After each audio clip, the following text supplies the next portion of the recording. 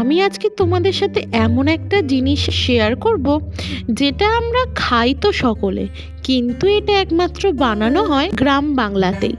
আর এটা কিন্তু মোটামুটি সব খাবারেই একটু আধটু ব্যবহার হয়। সেটা হচ্ছে একদম খাঁটি দেশি ঘি। এই ঘি বানানো হয়তো গ্রামের লোকেরা আনাচে কানাচে দেখে থাকবে, কিন্তু শহরের লোকেদের কাছে একটু এটা অচেনা অজানা একটা জিনিস।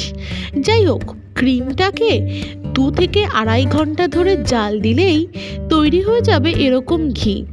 ঘিয়ের ওপরে থাকবে ছাঁচ আর নিচে থাকবে সেই সুগন্ধি ঘি।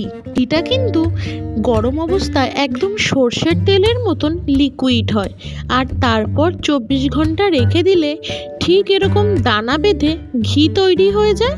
তাহলে চলো এবার ঘি কিনে বাড়ি যাই।